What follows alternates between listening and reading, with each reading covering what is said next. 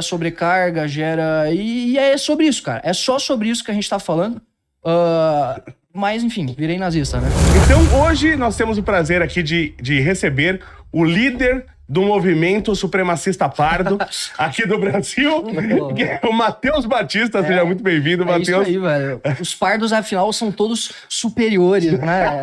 Tá aí nessa liderança da supremacia. Não pode nem ter branco nem preto, é pardo. É né? todo mundo pardo agora. Velho, mas é isso, né, cara? Virei o xenofóbico aí, porque eu simplesmente propus um registro habitacional, um controle migratório, porque eu sou vereador em Joinville, né? Pra quem não me conhece, eu sou vereador em Joinville. Joinville é a maior cidade lá do estado de Santa Catarina. E eu simplesmente... de onde tudo isso surgiu, né? De onde como começou. Se você me permitir, Claro. Eu gravei com o Matheus quando aconteceu essa polêmica, mas a primeira notícia que eu vi, eu não sabia que era o Matheus que estava envolvido. Aí eu vi a notícia: querem proibir nordestino em Joinville. E o Léo já bravo, bateu na mesa. Minha mãe é baiana? Como assim? Minha mãe é baiana mesmo, né? Aí eu falei, com certeza é um loirão, olho azul, 2 metros de altura. Aí quando eu fui ver lá a notícia, era o Matheus. Eu falei, peraí. Como assim, gente? Não é?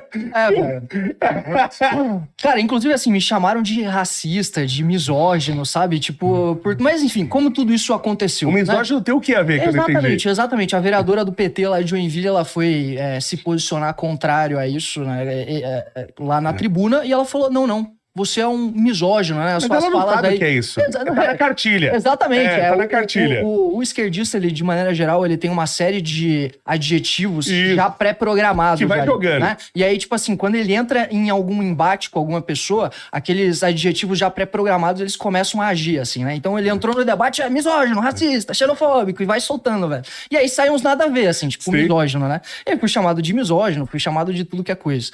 De nazista. Ligaram lá pro meu gabinete falando que eu era nazista e que iam uma galera pra Nazi Pardo. É o Nazi Pardo. É o Nazi Pardo. Oficialmente o Nazi Pardo. Né? Não, e isso é muito engraçado, porque é exatamente isso, né? Tipo assim, é um catarinense propondo um projeto de controle migratório. A primeira coisa que vem na cabeça, com certeza é um cara de olho azul, loiro, quebra a expectativa, né, cara? Porque é simplesmente um cara normal, pardo. Inclusive a galera fala, eu tenho certeza que você provavelmente é migrante, que não nasceu em Joinville, que não tem descendência alemão. E de fato, cara, a maior parte dos meus descendentes são tipo uns índiozinhos que moravam ali na área de Itapoá e Barra Velha, que são umas cidades ali próximas de Joinville. Itapoá é literalmente do lado, Barra Velha ali é litoral de Santa Catarina também.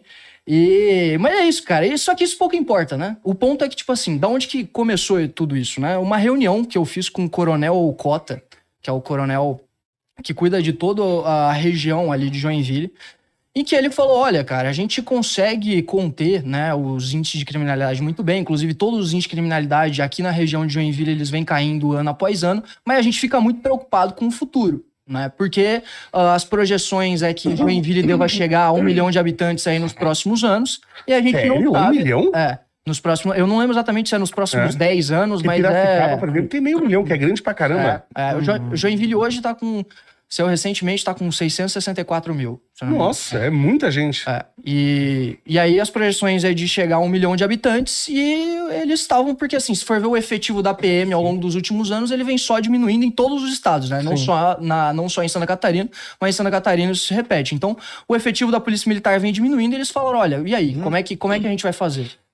Crescimento populacional gera uma série de pressões em serviço público, gera, se não for bem feito, gera favelização. Essas favelizações são essas áreas irregulares onde o crime organizado começa a dominar. Uma coisa que eu sempre falo é que, por exemplo, o porto de Itapoá, ele está sendo cotado para ser o maior porto do Brasil, para ultrapassar o Porto de Santos, aqui em termos de quantidade de mercadoria embarcada, é o único porto que, se eu não me engano, vai suportar o maior Brasil do mundo, vai ter infraestrutura para o maior navio do mundo. Cara, o PCC já tá de olho nisso tudo, com certeza. Né? O PCC, eu trago esse dado porque ele é muito evidente. Se a gente vai ter o maior porto do Brasil, é óbvio que o PCC já tá de olho nisso. Se você me permitir, era até legal a gente levantar até esses dados certinhos depois, porque eu tava fazendo uma continha aqui rápido. Se Joinville tá com 650 milhões de habitantes e ele vai chegar nos próximos anos de 1 milhão, é um crescimento de 54%. Que lugar do mundo vai ter um crescimento de 54%. Não dá pra você ter um crescimento ordenado dessa forma. Perfeito. Então, realmente, é uma coisa que precisa ser, de alguma forma, controlada. Isso é óbvio. Perfeito. Então, eu falo que, no geral, as pessoas... Eu brinco que eu falo que eu viralizo em muitos vídeos, porque eu sei o básico que é fazer uma regra de 3. Por exemplo, então você faz umas contas básicas. Você fala, gente, 54% de crescimento populacional em poucos anos, isso não tá acontecendo em lugar nenhum do mundo. Alguma coisa até estranha. Não, e assim, se a gente for pegar o censo migratório lá que saiu, Santa Catarina teve um saldo de 354 mil novos migrantes, né? Cara, o segundo colocado, que eu não lembro agora qual que é o estado, ele teve, tipo, 100 e poucos mil.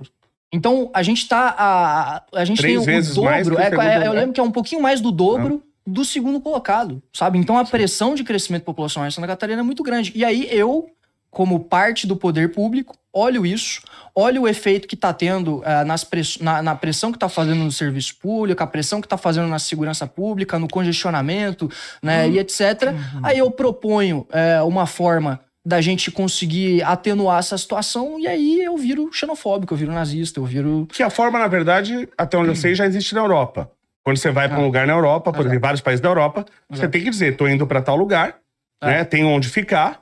Aliás, se você for pra Europa, se você não provar que você tem o dinheiro, você precisa provar que você tem tantos dólares, você vai ficar um mês, você tem que ter X euros por dia. Se você não provar o dinheiro, você não entra. Você tem que provar que você tem o dinheiro e que você tem onde ficar. E assim, cara, esse é um ponto, assim, porque se eu for olhar ao redor do mundo, você vai ter vários países, e esses países eles têm diferentes mecanismos para controlar de alguma forma esse fluxo migratório. Claro. Isso vai ter nos Estados Unidos... por exemplo, nos Estados Unidos, se eu não me engano, se você se migra para um outro estado, você paga mais da universidade que você mora naquela localidade, mais do que o cara que já é da região. Se você não consegue comprovar que a sua residência é daquele determinado bairro, você não consegue botar o seu filho na escola daquele bairro, por exemplo. Tem uma série de mecanismos em vários lugares ao redor do mundo. E o modelo que a gente escolheu propor no nosso projeto de lei é o modelo alemão, que é simplesmente, cara, quando você se migra, e é um controle migratório, não é sobre imigração, né? Porque imigração é um estrangeiro, a gente pode falar de deportação, pode falar de coisas mais duras até. Sim. Aqui é simples, é um controle de fluxo migratório. Então, o que eles fazem lá na Alemanha? Simplesmente você se migra para a cidade, e quando você se migra, você tem que comprovar sua residência em até 14 dias. Por quê? Justamente para não gerar essas áreas de habitações irregulares, essas áreas de favela, essas áreas que o IBGE chama de aglomerados subnormais, né? E gostam de dar nome bonito, né? Qual que é a porcentagem hoje de favelas em Joinville, de população em favela? Então, olha só, nos últimos, de 2010 a 2022, Santa Catarina aumentou 44% o número de favelas. Nossa! E o problema de se aumentar a favela é porque, geralmente, não é um preconceito, tá, gente? Isso é dado estatístico. Via de regra, conforme você aumenta a favela, você aumenta o crime organizado. Perfeito. Você aumenta o crime associado a isso. Não é porque as pessoas são criminosas ali. É porque o Estado não ocupa essa região e alguém ocupa porque não existe vácuo do poder. Cara, gera uma série, não só... Assim, se você for pegar a taxa de homicídio no Brasil, isso aí você pode pegar de qualquer fonte, mas a fonte que eu tenho em mente agora é a do site Our Roads in Data. Quem quiser pesquisar aí, você vai ver a taxa de homicídio no Brasil, que ela começa a subir ali depois, ali final da década de 70, começa a subir exponencialmente, é justamente na época onde se consolidou os grandes centros urbanos no Brasil, né? Então você teve um êxodo rural gigantesco ali entre a década de 60 e 80, as pessoas começaram a sair, né, da área rural e ir para os grandes centros urbanos, as cidades começaram a aumentar, né, a população citadina ela se tornou maior do que a população rural, e é justamente com essa urbanização que acaba gerando esses problemas de urbanização como favelas, que aconteceu no Rio de Janeiro, aconteceu em São Paulo, aconteceu em vários lugares, o crime, a taxa de homicídio começa a aumentar pra cacete. E justamente, e é o que eu sempre falo, no Rio de Janeiro, velho, a gente o problema é de segurança pública. Claro que o problema é de segurança pública, mas antes de ser um problema de segurança pública, ele foi um problema de urbanização. Claro, porque se gerou essas áreas de favela, se gerou essas áreas de invasão, que as pessoas não tinham onde morar, aí as pessoas foram invadindo, foram desmatando, foram gerando habitações irregulares, o Estado não consegue entrar ali, e aí, se alguém se algum monopólio da força, se algum poder constituído não toma conta daquele território, outra coisa vai tomar conta daquele território, que nesse caso é o crime organizado. Claro. E aí surge o Comando Vermelho, surge a ADA, surge TCP, eles vão dominando, surge as milícias, eles vão dominando esses territórios. E assim, não é só na segurança pública também, né? Você tem uma série de pressão em saúde pública, por exemplo. Claro. Né? As favelas, elas têm um dado aqui da Prefeitura do Rio de Janeiro, que a favela gera 11 vezes mais tuberculose do que a média nacional, sabe? Quem poderia imaginar, né? Os caras ficam andando no esgoto, Sim. sabe? Não tem saneamento básico. Básico no Brasil. Tratamento nenhum. Então, cara, é óbvio, vai gerar uma série de outras externalidades negativas que gera pressão, gera sobrecarga, gera... E é sobre isso, cara. É só sobre isso que a gente tá falando. Mas, enfim, virei nazista, né? Mas deixa eu entender, por exemplo. Mas eu ele quero. pegou também o conceito da Alemanha, né? Então aí já é bom. Tá vendo aí, ó? Copiou de Não, Hitler. Copiou de Hitler. É um Projeto copiado do Hitler. É um catarinense falando de controle migratório com modelo alemão. Velho, aí não dá, velho. Mas aí... E como que você conseguiria controlar? Porque assim, pô, milhares de pessoas devem entrar e sair de Joinville, né? Porque tem uma questão primeiro da Constituição, porque as pessoas têm liberdade de ir e vir, certo? E o teu projeto, ele não vai de contra a Constituição? Eu acho que não, né? Primeiro que, isso é muito bom, inclusive, porque esse é um dos argumentos que mais estão utilizando, né? Porque ele infringe o direito de ir e vir. Quando você estabelece um registro habitacional, você não está impedindo ninguém de se locomover. Perfeito. Logo, você não está impedindo no direito de ir e vir. Mas ok, mesmo que você queira extrapolar o argumento e falar, não, mas a pessoa, ela, tipo, se ela não fizer o registro habitacional, logo você vai impedir ela e vai estar infringindo o direito de ir e vir. Veja, existe no direito um conceito que se chama antinomia jurídica, que é simplesmente quando você tem conflito de normas. Certo. Então, por exemplo, lá em Bombinhas, né, que é também litoral ali de Santa Catarina, você tem uma taxa de preservação ambiental, a TPA, que você não pode entrar na cidade sem pagar essa taxa. Olha, eu acho um absurdo. Isso, mas... não, beleza. Ok, a gente pode discutir, eu também acho. Eu também acho. Porque aqui em São Paulo também tem numa praia que eu não lembro qual que é. Porque eu até brinco, falo, eu vou fazer isso em Guarulhos também. Quando os caras passarem por Guarulhos, tem que pagar taxa. Acho que é o Batuba, né? O Batuba. Eu lembro que tem, eu lembro que tem alguma cidade. Ilhabela, pô. Ilhabela? Ilhabela, quando você vai lá, você tem que pagar uma taxa lá pra... Ilhabela acho que não. Tem uma taxa que eles falam que é de conservação. Exatamente. Isso. Veja, você tá infringindo o direito de ir e vir. Sim. Pra preservar o meio ambiente. Isso é E aí, você tá impedindo de verdade, porque se a pessoa não puder pagar... Exatamente. Né? Agora é o seguinte, se a pessoa vai pra um lugar, ela tem que ter onde morar. Sim. Se ela não tiver onde morar, ou ela vai ocupar espaços públicos que não pode, porque não é, no espaço público não é pra moradia, ou ela vai invadir um terreno, e invadir terreno é crime. Exatamente. Então, no final das contas, o que você tá fazendo não é impedir da pessoa ir, é impedir da pessoa ir e cometer crime. Isso. Se ela for lá e tiver uma... Por exemplo, se eu quiser ir morar em Joinville, tá? Eu adoro Joinville, não gosto do frio, é frio lá. Tá? Mas também é calor. Já teve Não, calor dia... de vocês não tem calor, mano. Cara, só se pesquisar aí, acho que lá em 2017, 2015, sei lá quando foi... Fez 21 graus. Não, Joinville foi considerada a cidade mais quente do mundo. Não, você mentiu, meu. Nunca isso aconteceu. Sabe por quê? É mais quente que Cuiabá. Não, vamos lá. Vou explicar. É a sensação térmica maior do mundo, tipo, por um dia. Por um dia isso aconteceu. Por quê? Porque Joinville é uma cidade que ela fica embaixo de 2 serras. E aí a umidade vem e ela não passa. Ou seja, forma um caldeirão ali, sabe? É extremamente abafado. Então a sensação térmica lá é gigantesca. Tipo, teve um dia que bateu, foi papo de 60 graus essa sensação térmica lá, entendeu? Então, tipo, foi nesse dia que... As pessoas estavam andando pela rua e morrendo. Aconteceu, velho. Aconteceu de gente, tipo, de ataque cardíaco, sei lá, sabe? De calor, aconteceu mesmo. Mas também é frio, de vez em quando é frio, né? É sul, né, velho? Mas no final das contas, então, teu projeto é a pessoa só ir lá, ela só dizer onde que ela vai ficar. É basicamente isso. E assim, se existe, por exemplo, essa condição aí da TPA que é pra, tipo, você tá infringindo o direito de vir pra preservar o patrimônio, por que eu não posso infringir o direito de vir para preservar a condição de qualidade de vida daquela região, a condição do serviço público eficiente daquela região? Porque é isso que eu tô querendo manter. Segurança basicamente pública. Isso, segurança pública. Exatamente, é isso, cara. E aí, qual que é o outro problema de constitucionalidade que a gente teria? Beleza, e aí? Ele não fez o registro habitacional. E aí, qual que é a sanção em cima desse cara? Aí, cara, aí é uma questão que a gente tá debatendo. É por isso que o projeto não foi protocolado ainda, inclusive.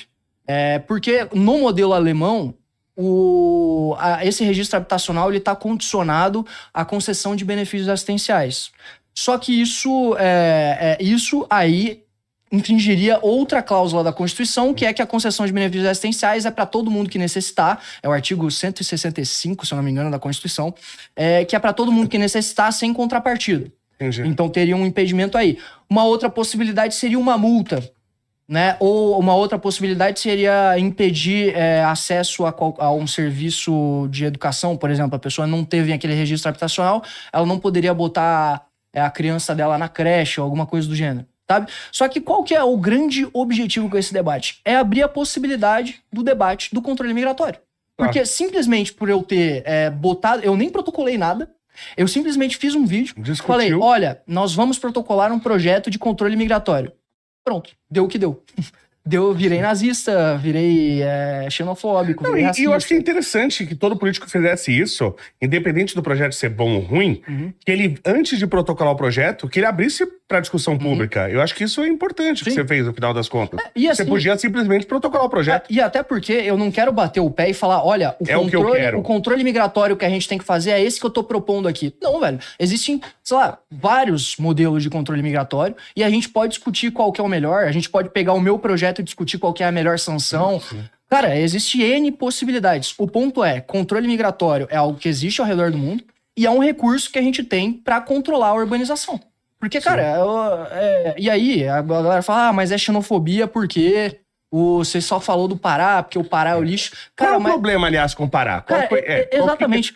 É só do Pará que estão indo pra Joinville? Não, muito pelo contrário. A maior parcela de imigrantes que foi pra Santa Catarina ainda é gaúchos, paranaenses e paulistas. Continua sendo esse o top 3. Não lembro exatamente qual que é a ordem, mas esse é o top 3. O pessoal tá saindo do Rio Grande do Sul pra ir pra Santa Catarina? Isso sempre aconteceu. Por quê? Você sabe? Cara, não sei, velho. O Rio Grande do Sul tá destruído, né? Teve a questão teve a questão da chuva e tal. Chuva e tudo mais, mas o estado, de maneira geral, já vem sendo destruído há um bom tempo. Também o pessoal lá fica votando em Manuela Dávila. Exatamente. Fica votando num pessoal que não dá pra votar. É o único lugar do Sul que a esquerda se cria. Então. Lá tem muita engraçado, esquerda. onde a esquerda ganha eleição, parece que o lugar piora, né? Pois é, cara. Será que tem alguma relação? A correlação não implica causalidade, né? Então... A Maria do Rosário é de lá também, não é? Maria do Rosário. Só gente boa. Não, eu adoro os gaúchos. Eu sempre me dei muito bem com os gaúchos. Muito, sério mesmo. Mas, gente, votar em Maria do Rosário e votar em Manuela Dávila não dá, né, gente? Aí depois você... Sabe por que eu quero morrer? Porque isso tá acontecendo nos Estados Unidos. O desgraçado que mora na Califórnia só vota em partido de esquerda. Sim. Aí eles destroem a Califórnia. Aí eles mudam pro Texas, que é conservador, e votam na esquerda. Exatamente. Então eu quero fazer um projeto de lei assim, você pode vir pra minha cidade. Votou na esquerda, cadeia. Porque, porra, meu, se você quer ficar com o partido de esquerda, fica na tua cidade, aí, cacete. Vamos condicionar, então, o controle migratório ao voto. Votou na esquerda, exatamente. Pra mim tinha que tomar bala. Pessoal da Bahia, sai de lá, vem aqui pra São Paulo. Falei, porra, o cara sai lá do estado dele, que ele destruiu votando na esquerda, e falou, não, eu vou pro estado que só ganha direita. Aí vota na esquerda de novo. Mas perfeito, porque vai te lascar. Eu tô utilizando essa pauta do controle migratório como uma forma também de denunciar essa lógica que existe na política brasileira, que é tocada pelos coronéis aí do norte e do nordeste. Porque assim, se a gente for pegar, como eu falei, gaúchos, paranaenses e paulistas sempre foram presentes nesse fluxo migratório para Santa Catarina. Desde sempre. Santa Catarina é formado por migrantes. Sim. Desde sempre.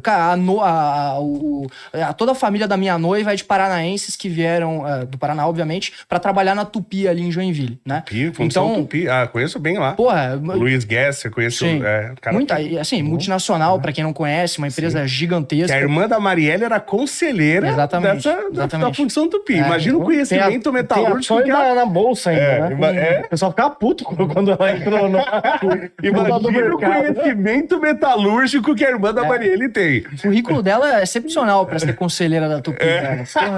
E o Não. salário de 40 e poucos mil, se eu não me engano. Saláriozaço, velho. Saláriozaço. Nossa, E eu cara. sou especialista em metalurgia, eu tenho mestrado, tenho doutorado, ninguém Bom, me chamou lá. Quando o Renan Santos for eleito, aí você, Ele vai me a gente colocar te lá. indica, então, Boa, velho. A gente boa. indica pro conselho da Tupi. Então, gente, Renan Santos pra presidente 2026, Ô, Léo. aí, por favor. Fala que aqui é ao vivo, que tem muita gente falando que não é ao vivo aqui, porque você tá no Vilela ao vivo.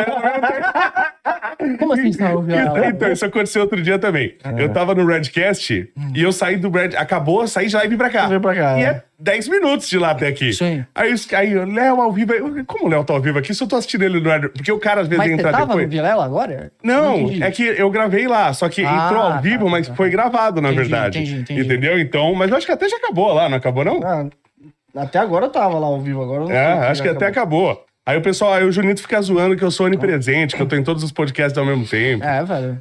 Cara, mas pior que é bizarro, né? Todo dia você tá num podcast, velho. Todo dia o Léo tá em algum lugar. Todo dia, cara. Eu falei hoje com o Barcelos ali que, tipo assim, o Léo nem precisa ter programa de live próprio, ele simplesmente fica aí no podcast, tá bom já, velho. É que sempre acaba acontecendo de última hora ainda, né, Léo? É, sempre de última hora. Pô, e aí, Léo, tá de boa aí? Vamos fazer um negócio. Vamos lá.